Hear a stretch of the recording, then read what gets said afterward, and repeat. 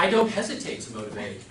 My name is Elliot Sweatpockets, but you may call me Maestro Elliot Sweatpockets. Why? Because I bring to you a symphony of motivation. Madam Contest Chair, esteemed Toastmasters, most welcome guests. Can you feel the energy in the room? Can you feel the energy in the room? Neither can I. That's right. I must insist that we, M-O-T-I-V-A-T-E-Y-O-U. What's that spell? Motivate you. It's maybe hard to believe, but this is my first time up here speaking publicly. If you want to know what the secret of my future success will be, it will be this acronym that I'm going to present to you for the word motivate. And for those of you who aren't familiar with acronyms, well, let me just give you an example of a simple one. Everybody knows SCUBA, right? S-C-U-B-A, SCUBA, which of course everybody knows stands for Self-Contained Underwater Bathing Apparatus. Everybody knows that. All right, let's get this ferry boat on the road here. Motivate. M. What does M stand for? Help? M? Motivation. Let's not make it harder than it seems. O. O. This is easy. O is for Olivia Newton-John. Why? I think of two things when I think of Olivia, my sister from down under. Number one is a dining establishment, an elegant dining place called Francois Mayonnaise. The restrooms in Francois Mayonnaise are the Elton John and the Olivia Newton-John. Which was funny indeed. But moving on to number two, which I think is perhaps a little more to the motivational point, is another John. Matter of fact, John Farrow wrote a song in 1975 for our friend Olivia. And it went something like this. Have you never been mellow? Have you never tried to find the comfort from inside you? 1975. Life was giving me lemons, and I was allergic to lemonade. I was unemployed. I was unmotivated. But I listened to that song many, many times. And you know what? I felt that comfort from inside me. So what, you say? So what? I'll tell you what.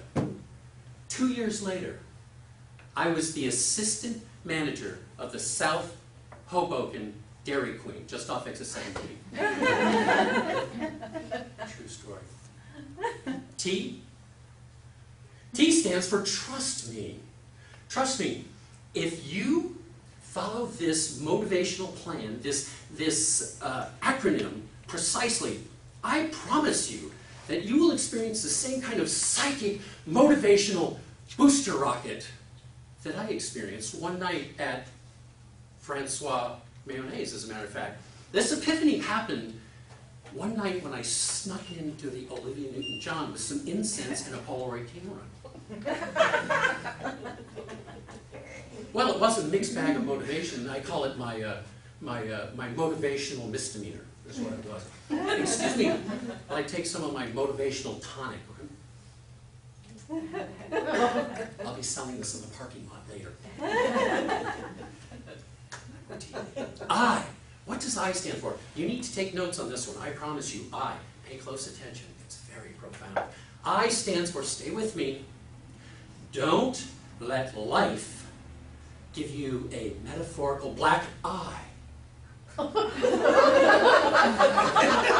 Stay with me, stay with me. This iconic eye is much like Germany, as described by Winston Churchill in WW2. It is a girdle wrapped in a mystery inside an enema. It is a girdle wrapped inside a mystery inside an enema. Why?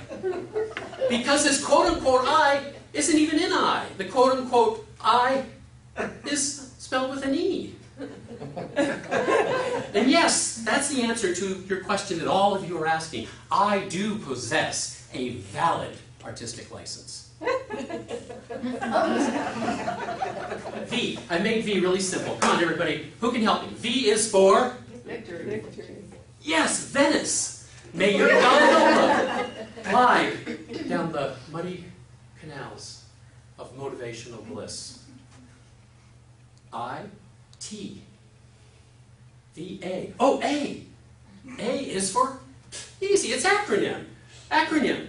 Motivation can't be possible without acronym, much like bumpers on your bathroom mirror. Acronym A. T. What is T for? I think T is a little bit obvious, but you tell me. T is for tonsillitis. No, pardon me, tuberculosis.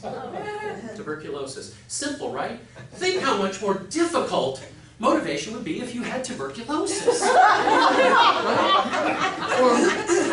Or another breathing disorder, for that matter, that starts with T, like tonsillitis. Is that correct? But what I really want to say to you folks, to my friends, is that really, let's count our blessings.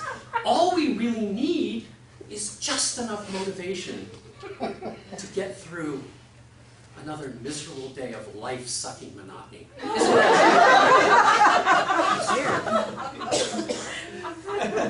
E. From E, I borrow from the great writers Stephen Sondheim and Stein. They wrote a song for Ethel Merman, which he portrayed the unflappable, the full-figured Gypsy Rose Lee. E is for everything's coming up, roses and daffodils. Everything's coming up, sunshine and lollipops. Everything's coming up, roses for you and for me. Madam Contest Chair.